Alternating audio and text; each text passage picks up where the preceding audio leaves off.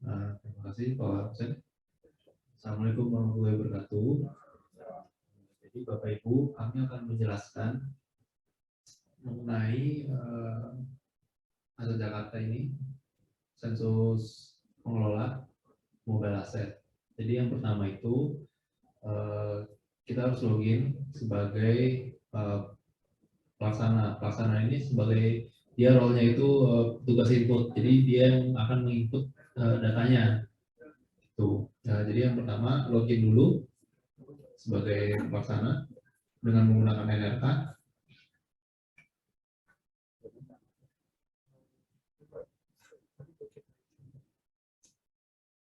Nah, setelah login, klik submenu more di pojok kanan bawah. Nah, akan ada menu sensus pengelola. Menu ini hanya akan muncul jika Bapak Ibu melakukan login ke Mobile Asset Jakarta. Kalau nggak login, kalau loginnya hanya sebagai guest, maka menu ini nggak ada di disable. Nah, itu menu sensus pengelola itu diklik, ditekan. Menandakan defaultnya adalah daftar inventarisasi. Nah, di daftar inventarisasi ini jenis ada kita menyediakan filter. Jadi filternya itu ada jenis KIP, bisa dipilih KIP-nya A, B, C, D, E. Lalu statusnya ada belum ditautkan, menunggu validasi, dikembalikan dan disetujui. Nah, sebelumnya saya menjelaskan dulu ini untuk statusnya. Jika belum ditautkan itu artinya barcode-nya itu belum ditautkan, jadi belum di scan, barcode-nya itu belum di scan. Nah, yang di scan itu QR code. Nah, untuk status menunggu validasi artinya barang itu sudah di scan, tapi belum divalidasi oleh P3B-nya. Gitu. Nah, di scan barang itu harus divalidasi dulu. Nah, jika sudah divalidasi, di pihak validatornya itu ada dua, bisa dikembalikan, bisa disetujui.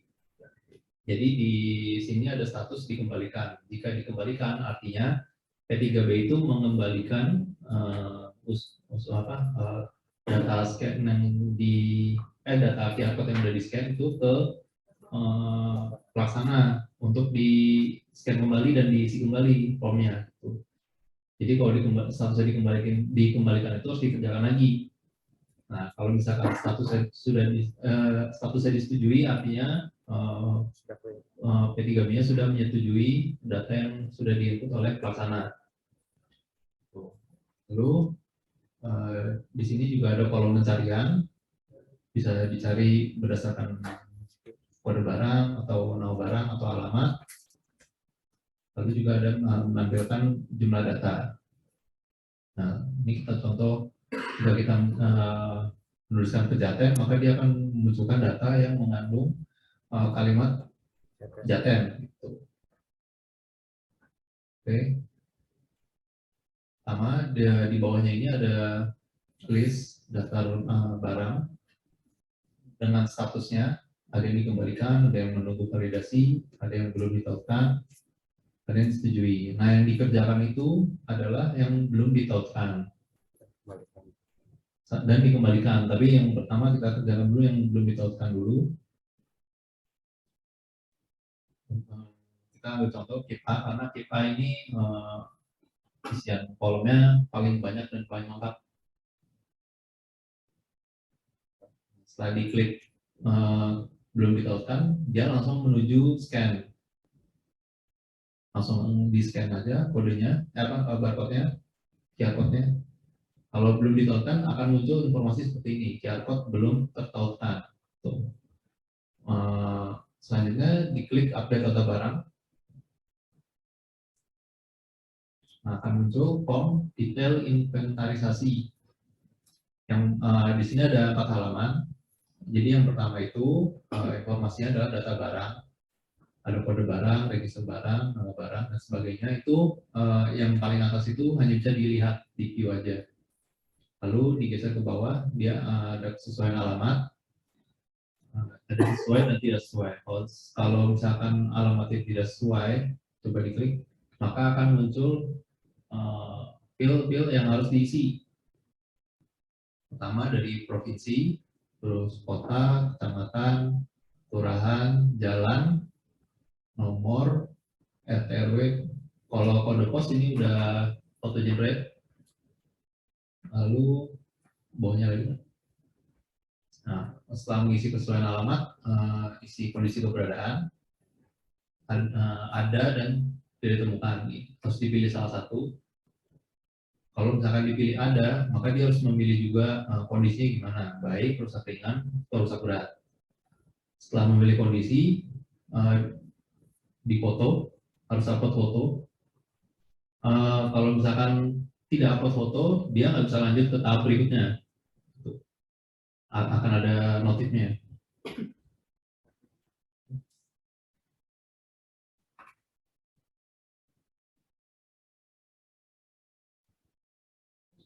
Ini sebagai contoh aja, jika yang di sensus itu adalah tanah.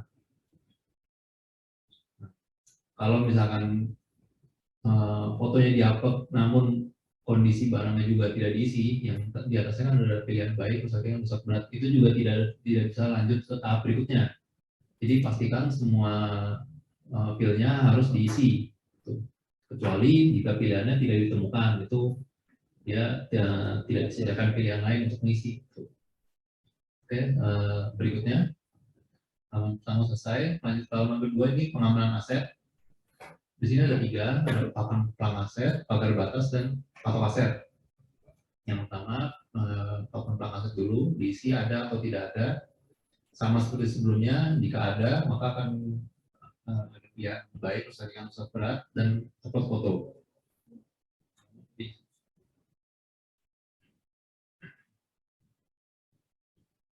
Jadi untuk pengamanan aset ini, baik papan pelang, pagar aset, itu harus semuanya diisi dan harus diupload fotonya. Kalau tidak bisa lanjut ke tahap berikutnya. Ini misalkan tidak ada, kalau tidak ada, dia tidak perlu mengisi. Untuk pagar batas ada pilihan tambahan, permanen atau tidak permanen. Baik permanen atau tidak permanen, harus pilih juga kondisinya seperti apa, dan upload foto juga.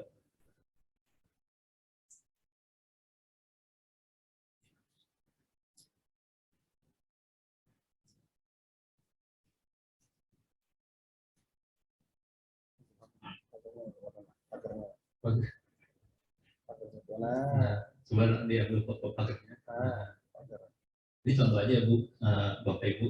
Tapi kalau di kondisi lapangannya, fotonya kalau bisa harus sesuai gitu dan harus jelas. Pas sebelum nanti coba untuk pengamanan aset ini, kan ada papan, pagar, sama apa tadi? Atau termasuk ini nggak sertifikat? Enggak, Pak. Enggak. Lanjut. Tidak, kalau patok aset coba kita pilih tidak ada. Kalau tidak ada, dia tidak ada isian. Lanjut berikutnya. Nah, ini sekarang masuk ke halaman 3, dia ada bangunan di atas tanah. Pilihan ada tidak ada, kalau ada ditanya lagi permanen tidak permanen. Kalau permanen diisi juga jumlah lantainya. Jadi dia ada berapa lantai. Lalu permasalahan di atas bidang tanah tidak ada atau ada, kalau ada dia harus mengisi. Ini kalimatnya ini kolomnya free text, jadi bisa diisi kalimat apapun. Lalu bawahnya penggunaan barang. Ini ada penguasaan aset, ada 6 pilihan, dapat dipilih salah satu. Setiap pilihan ada isiannya lagi. Jadi misalkan isinya Pemprov DKI, maka harus memilih juga nama instansinya apa. Nah, jika dipilih pemerintah pusat, maka nama instansinya harus diketik dan ditulis nomor HP narah hubungnya di pemerintah pusat tersebut.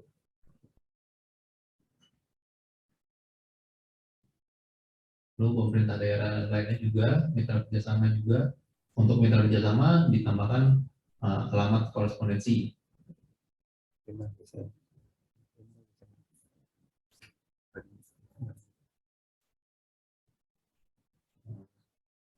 kita isi salah satu, lalu berlanjut. Nah, terakhir alamat tempat itu informasi barang. Di sini ada field titik koordinat. Untuk titik koordinat ini kita bisa menggunakan get location. Jadi ketika diklik, ketika field ini diklik, akan langsung menuju get location. Ketika get location ini diklik, ya, jika HP Bapak Ibu belum diaktifkan lokasinya, maka harus diaktifkan dulu untuk aplikasi Akses Jakarta. Baru get location-nya bisa dipakai. Kalau tidak bisa, kalau nggak diaktifkan, get location-nya nggak akan narik dia, data latitude longitude dia nggak akan narik. Nah, ketika diklik get location, ada informasi latitude, longitude, dan alamat. Nah, untuk alamat ini, datanya ini nggak kita tarik. Jadi yang hanya bisa kita tarik itu latitude dan longitude.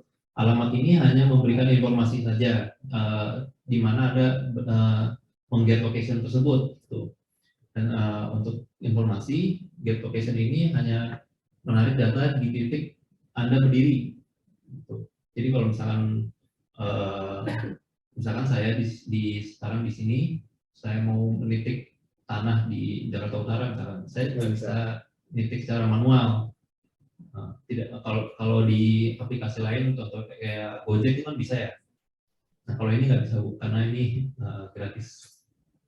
Sejauh ini yang bisa kita lakukan, ini udah opsi paling terbaik lah.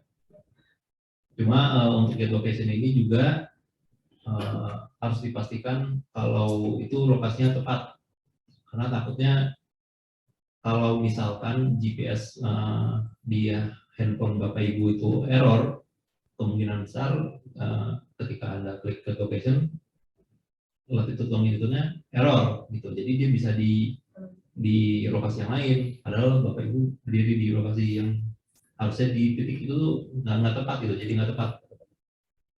Jadi izin Bapak Ibu yang tadi get location, jadi dipastikan pertama mapnya aktif di HP yang digunakan untuk proses inventarisasi. Yang kedua, tidak menutup kemungkinan GPS-nya aktif, tapi pada saat diklik get location ternyata bukan di lokasi tempat berdiri. Contoh Pak Kabir, pada saat absen kemarin banyak teman-teman di bawah absennya di sini, mapnya aktif, tapi ternyata terbacanya bukan di Abdul Muiz. Terbacanya ada yang di Kebonjeruk, ada yang di Meruya, ada yang di Depok, padahal berdirinya di sini. Jadi kenapa? Jadi kemungkinan mapnya tadi nggak cepat langsung baca itu Pak Kabin. Kemarin ada kita teman-teman nih yang komplain, kok saya kebacanya di Depok, padahal saya di sini. Gitu. Mapnya aktif. Paling dibuka lagi mapnya, dititikin aja mapnya. Pada saat get location maka muncul dari alamat sesuai dia berdiri, sehingga titik latitude longitude-nya sesuai di mana dia berdiri. Jadi di mapnya bisa kan ada tadi ada menu buka map tuh, diperbaiki di situ. Jadi kok mapnya aktif kok ininya malah nggak cocok ketika get location. Jadi pastikan mungkin pada saat tadi dalam perjalanan sempat berhenti gitu, karena terjadi nih Pak Kabit, tidak menutup kemungkinan besok akan terjadi seperti itu. Jadi caranya gimana? Buka map, ya ada buka map, kemudian dititikin tempat berdirinya sehingga latitude longitude-nya sesuai. Itu sih Pak Kabit. Terima kasih. Ini agak krusial ya.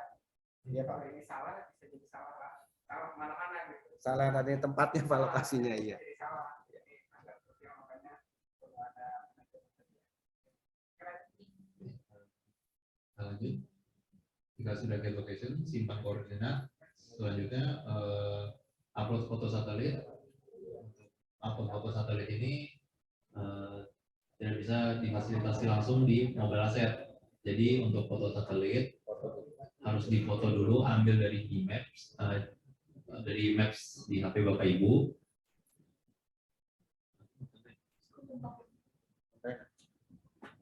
Kita contohkan kalau misalkan di Maps, contoh di Google Map, diganti dulu, ini kan citra peta biasa, harus diganti ke citra peta satelit. Coba ini. Nah, di sini ada jenis peta diganti satelit.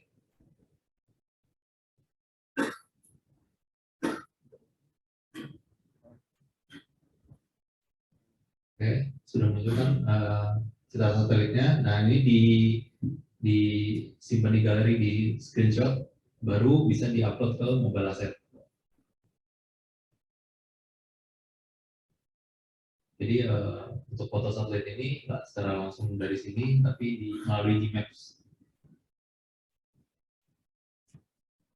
Nah,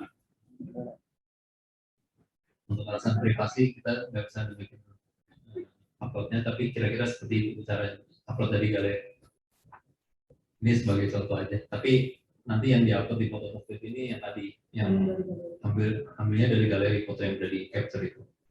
Lanjut, batas objek, penyelesaian batas objek, batas utara, timur, barat, dan selatan. Jalan lain.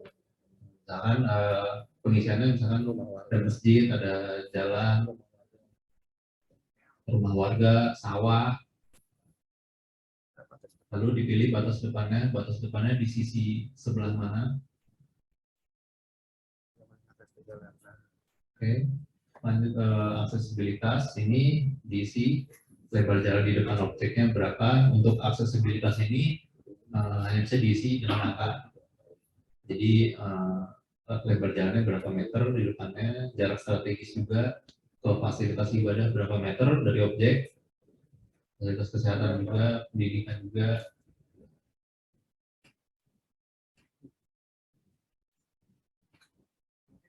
Tadi yang ke atas, Bapak Ibu, kenapa ada lebar jalan, terus ada jarak strategis? Karena kita yang menemukan lokasi di mana aset-aset yang bisa dioptimalkan oleh pihak ketiga.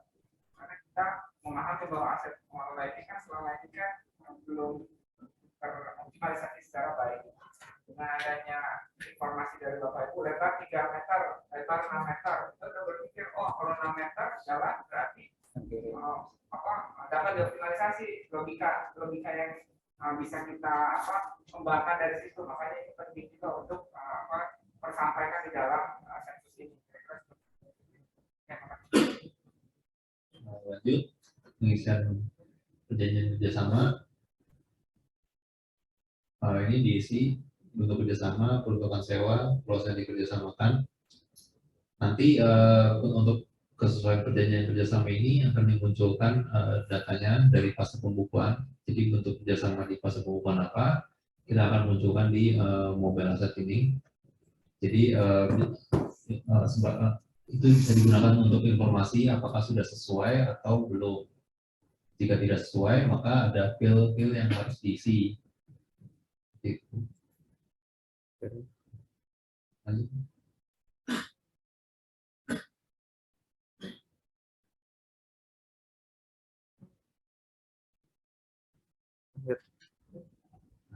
Jika semua fieldnya sudah diisi, maka akan tombol kirim. Jika masih ada yang kurang yakin, bisa diklik sebelumnya, maka dia akan berpindah ke halaman sebelumnya. Nah, ini jika datanya berhasil terkirim, data sensus berhasil diupdate. Nah, klik tutup. Sebelumnya kan tadi barangnya itu masih belum ditentukan statusnya. Jika sudah diisi, maka statusnya akan berubah menjadi menunggu validasi. Kalau statusnya menunggu validasi ini artinya datanya akan masuk ke akun P3P untuk divalidasi. Oke, sekarang kita akan masuk ke tahap validasi. Kita logout dulu dari akun pelaksana dan login sebagai akun P3P atau sebagai validator. Setelah login, klik more. Di menunya sama, namanya sensus pengelola, hanya tampilannya saja yang nanti berbeda. Muncul juga data inventarisasi, pilih status, filter statusnya menunggu validasi. Nah, ini data-data barang yang harus divalidasi oleh P3B. Kemudian diklik salah satu. Untuk tahap validasi ini detail inventarisasinya itu sama, formnya sama, field-nya sama dengan yang diisi oleh pelaksana. Hanya saja di validator ini tidak bisa diedit, Bapak Ibu. Jadi di sini cuma bisa meng-view doang sebagai informasi. Seluruh datanya sama, cuma tidak bisa diedit sama sekali. Nah, yang bisa dilakukan adalah melakukan validasi, bisa dikembalikan atau disetujui. Sekarang pilih disetujui. Nah, berhasil kekirim, data disetujui. Tadi kan statusnya di listnya itu menunggu validasi. Barang yang menunggu validasi ini kalau sudah divalidasi, kalau sudah disetujui dia statusnya berubah jadi disetujui. Izin Bapak Ibu, jadi tadi ada status menunggu validasi, kemudian dikembalikan dan juga disetujui. Nah, untuk yang disetujui maka setelah disetujui oleh validator, dalam hal ini atasan pelaksana gitu ya, atasan si pelaksana, maka barang tersebut sudah dikunci, udah nggak bisa diapa-apain lagi nih, diedit, diapa gitu, cuma bisa dilihat aja. Tetapi kalau tadi statusnya masih menunggu validasi, maka masih bisa nggak diedit? Bisa, dengan catatan validatornya mengembalikan. Jadi edit dan lain-lain hanya bisa dilakukan oleh pelaksananya.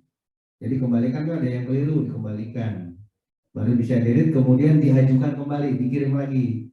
Maka statusnya berubah lagi menunggu validasi lagi. Jadi seperti itu. Jadi pada saat statusnya menunggu validasi pun nggak bisa diapa-apain, dikunci by sistem. Sebenarnya sama seperti Sierra.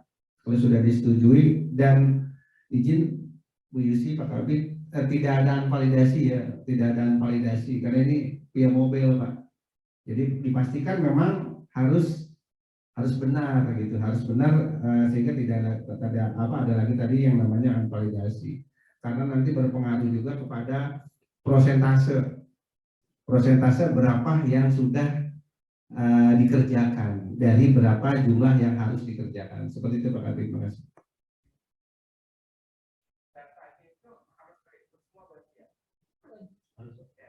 Semuanya, semua film ada tuh. Ya, artinya kalau nggak bisa kirim Pak, nggak bisa dikirim ya.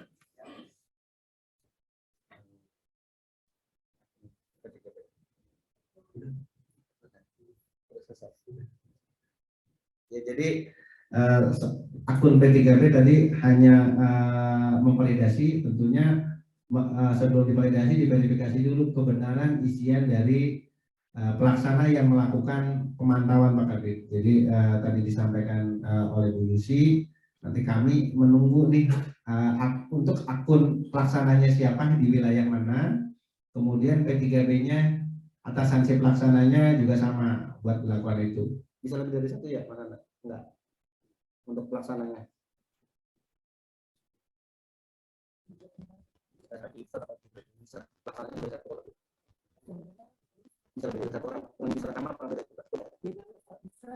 Ya, jadi pelaksananya kalau mungkin nanti kayak tadi timbul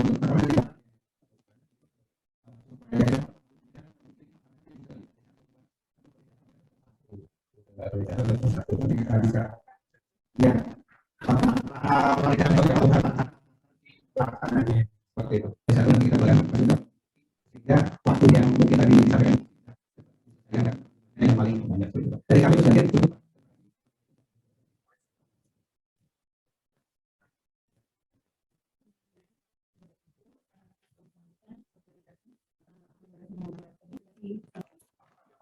Baiklah, yang dimaksud adalah bangunan apapun. Jadi misalnya di situ kan ada pilihan.